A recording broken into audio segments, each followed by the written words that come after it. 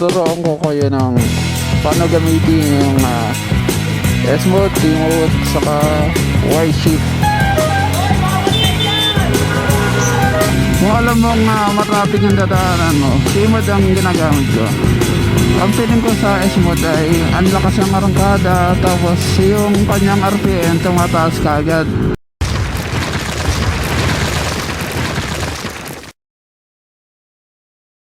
Yo, what's up mga pingo? And welcome to another episode. So ngayon may bala tayong pumuntang Lukbang, Quezon sa Camino Jesus para magpasalamat. For this video, tuturuan ko kayo ng paano gamitin yung riding modes, S-mode, T-mode, saka Y-shift. So na-vlog ko to kasi nga maraming naguguluhan paano gamitin yung S-mode, saka T-mode. Saan gagamitin? Kailangan ba yung S-mode nasi-shift siya ng in-shifter natin, Y-shift na level 1, level 2, level 3. Yan ang pag-uusapan natin. So una-una mga pengo, pagkabukas man ng makina, sa ngayon ay naka T-mode, pwede mo siyang palitan using this button sa harap. Pwede mo siyang gawing S-mode or T-mode. Yan. Kapag na-switch mo siya ng S-mode, pag pinatay mo, saka na-on uli, naka S-mode pa rin. Itong T-mode kasi parang touring mode saka tipid mode. Ginagamit ko siya ng pan-traffic, pan-city. Saka kung nagtitipid ako, ito yung ginagamit ko. T-mode siya, pan-touring ko. Dito madalas ginagamit ang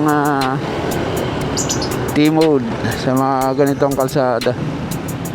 Yung mga traffic, singit-singit, yan. Yan madalas ginagamit.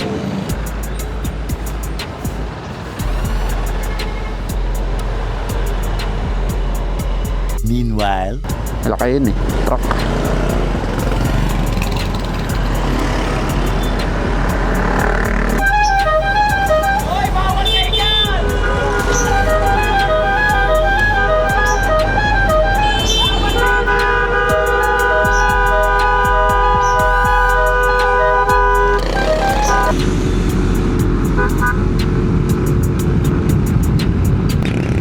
Napakaingay. Ang daming siraulo.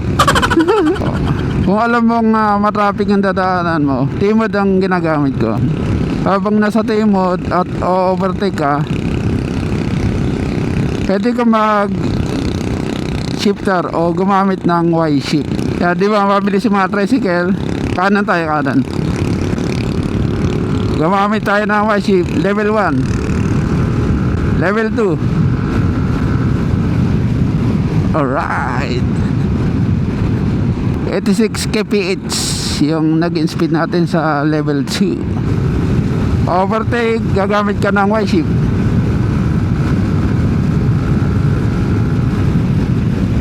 Pero merong napagsabi pang duluhan, ginagamit ng T-mode. Kapag sport ka or talagang racing ka, ginagamit yung S-mode o kaya magme-maintain ka ng 100 kasi sa S-mode ay mas malakas yung arangkada nya. So mamaya magagamit natin yung S-mode sa highway. Kaya ginagamit ko itong T-mode para tipid sa gas, saka hindi sayang ang power, hindi sayang ang gas. Sa T-mode, medyo limitado yung RPM, hindi masyadong tumataas yung RPM. Pag hindi tumataas kagad yung RPM, hindi kagad gumagana yung kanyang BBA, bibilis ang takbo. So ngayon, nung bago pa ako or bagong bili nitong motor, parang gusto niya mag shifter palagi. Pero ngayon na naka 1,500 km na tayo na natakbo or mileage ng motor, kaya hindi na ako mag Y-shift lakas na ng pick up habang tumatagal sumasarap, habang tumatagal lumalakas. Malakas ngayon yung motor natin kasi nga malamig yung panahon. Pag malamig ang panahon, mas aggressive yung makina. So mamaya na lang sa ahon, susubukan natin itong dalawa, T-mode saka S-mode. So itong daan na ito pumuntang Bugarin, nakakasilaw yung araw. Ano siya, halos pakyat. Dito natin masusubukan yung Y-shape kasi nga pa-uphill ng konti, kaya kailangan mong mag Y-shape. Pwede ka mag-overtake.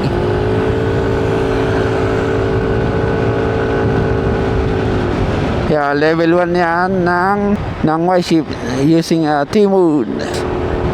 Mayroon akong share sa inyo na nabasa ko sa FB na yung T-mode pala ay pang-akyatan using Y-shape button.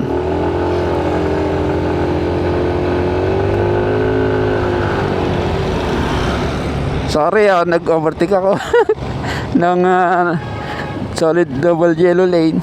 Yun nga, nabasa ko sa comment, yung T-mode ay pang-akyatan gamit ang Y-shape.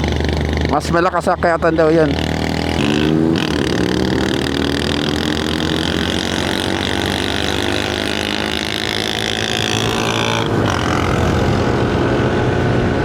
So sorry na naman, nag-overtake naman tayo. Yan, kahit naman naka-T-mode, mas malakas yan, no?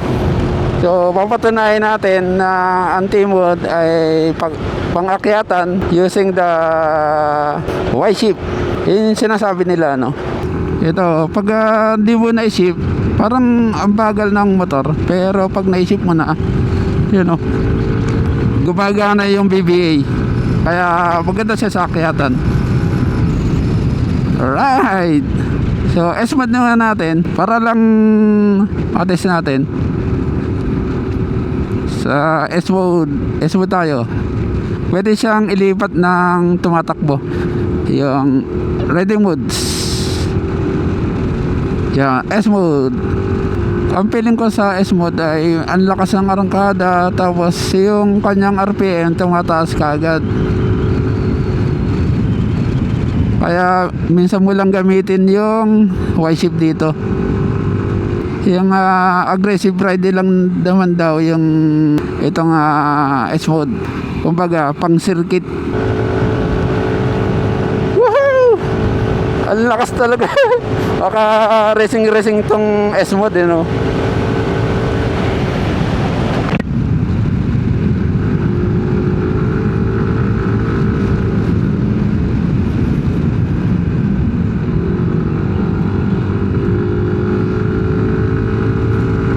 Ito kasi sa S-mode, kahit na di mo gamitin yung Y-shape, nakakasalungan ka na ng malakas. Pero feeling ko lang, minsan yung Y-shape nito, pag naka S-mode, parang pangrektaan. Ilang feeling ko, pero di ko alam kung totoo.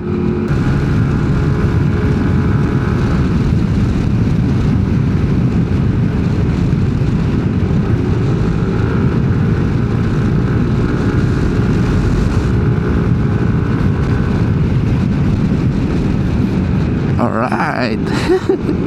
So ngayon naman ay magda-downhill naman tayo. Ano lang, yung gamit kong pang downhill ay T-mode. Yan, mamaya magti-T-mode tayo from S-mode.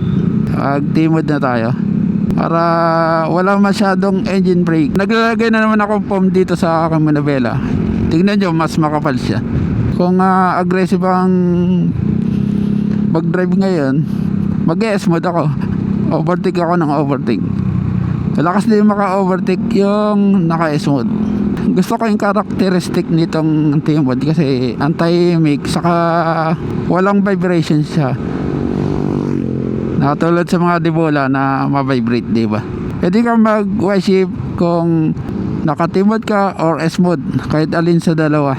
Meron nag-comment sa akin sa YouTube na pag di ro naka S-mode, hindi makapag-ship. Pares lang yan. T-mode man or S-mode man, pag-ship ka, Y-shift, level 1, level 2, level 3. Di ba T-mode yan? Okay din pang rektahan, kaya lang kapag medyo pahon, hirap siya pag irerekta mo. Itong T-mode ay matagal mag-rekta, kailangan mo ng mahabang oras. Pero itong S-mode, okay, S-mode tayo. S-mode ay saglit lang.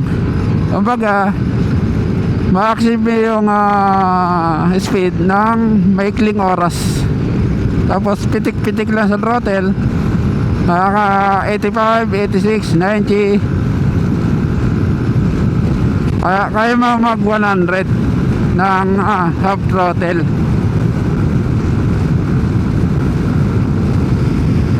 Ayun, 100 na. Dito nagamit ang S-mode sa mga national highways, yung walang masyadong traffic. Yan magandang gamitin ang S-mode. Saka maganda siya pag nagbabadali tayo. Sa S-mode pwede ka rin mag-shift tulad ng T-mode. Yan ang gamit natin sa ready modes. T-mode pang kalma ride, chill ride, tapos traffic. Pwede din sa pang-ahon, ginagamit ko rin siya. Tapos kinocombine ko siya ng Y-shift. Tapos S-mode, ginagamit ko sa highway. Saka kapag nagmamarelaki tayo, pag aggressive tayong magmaneho, doon maganda gamitin yun sa mga twisties. Saka pang-rektahan, pang top speed. Yan, lipat naman tayo. Review natin sa Y-shift. Y-shift ay meron siyang level 1, level 2, level 3. Yung level 1 pinakamahina, mas malakas yung level 2 na Y-shift. Tapos yung level 3 yung pinakamalakas na torque. Or pag-arangkada ka, yan, gumagana lang yung Y-shift kapag umabot ng 3,000 RPM. Ibig sabihin, di mo siya magagamit ng nakahinto. Kailangan umaandar ka. Ang Y-shift ay ginagamit ko sa pang uphill. Pwede rin siya pang downhill kapag gusto mo ng engine brakes. Lakas din ng engine brakes niya. Tapos yung pang overtake, gamit na gamit ko ito, mga pengo. Ito, naka-timo tayo, walang masyadong power. Level 2, level 3. Okay din okay din mag-speed tong T-mode. Pwede naman gamitin sa highway to, kaya lang medyo matagal. Kung chill ride ka, pwede mong gamitin yan. Meron ako nalaman dito,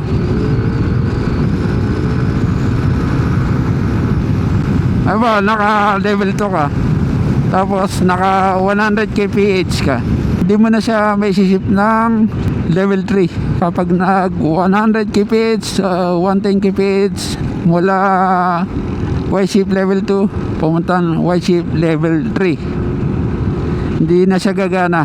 Kailangan bago mag 100, kung gusto mong mag Y-shift level 3, so kailangan kung gusto mong mag Y-shift level 3, 70 kph, yan, 80 kph, mag-shift ka na ng level 3 para gumana lahat ng shifter mo.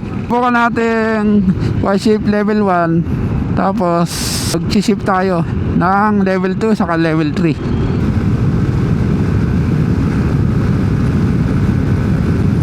Yan, 100 level 2. Yan, ayun na ng level 3. Pag naka 100 na, kailangan less than 100, naka Y-shift level 3 ka na.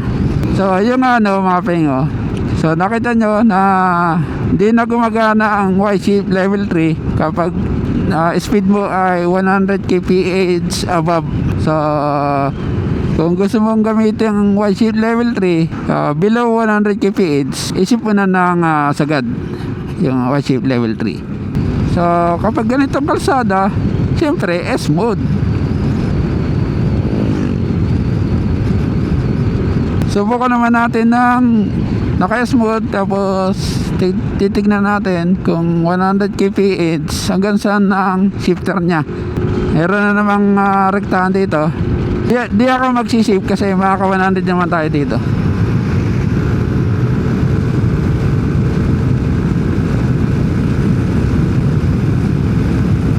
$100. 1, 2. Yan. So, hanggang Y-shift level 2 lang kapag naka 100 kph above.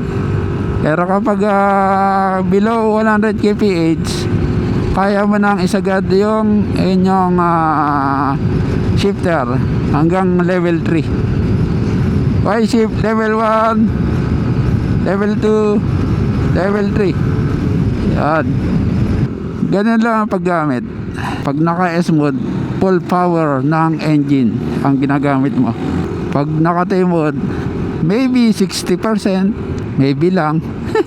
Sa starting lang naman yan. Kasi maina yung RPM. Pero pag nagamit ka ng Y-shift, yun, lumalabas ang power. Kahit na naka-T-mode. Sinasabi ng iba na pangrektaan siya. So, pwede. Parang high speed siya kaysa sa S-mode. Y-shift naman, gamitin mo lang siya pag kailangan. Kung kailangan mo mag-overtake, kailangan mo sa uphill, kailangan mo sa downhill. Pero kadalasan, hindi ko masyadong ginagamit. Pang emergency ko lang. Yan, alright, mga sa ilang vlog natin for today. Yung paano gamitin ang sports mode saka yung Y-shift, kung paano siya nag-work, or depende na rin sa sitwasyon kung paano mo siya gagamitin. Kung matraffic, sa T-mode ka, S-mode sa highway para pitik-pitik lang sa throttle at medyo tipid ka sa gas. Kasi itong NMAX naman pang chill ride lang ito no? Kaya nilagay nila ng T-mode pang relax riding. Wala kasi din ito kapag gagamitin mo sa bangkingan, ang ganda rin. Kaya lang hindi siya ideal for sagad talaga. Aerox kung gusto mo ng bangkingan ng sagad-sagad, or mga sniper, big bike, sports bike. Yan, alright mga pengo. Kapag nagustuhan nyo yung aking vlog for today, yung mga episode natin, kindly subscribe. Kaya lang subscribe button and bell notification para ma-update kayo sa upcoming videos. Alright mga pengo, hanggang sa muli sa another episode. Stay safe and ride safe always. And bye-bye. Sports mode tayo.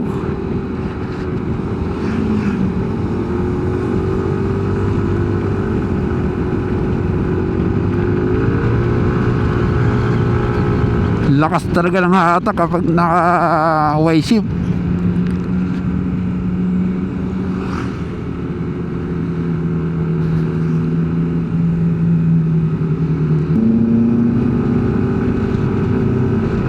Patay, aray ko po.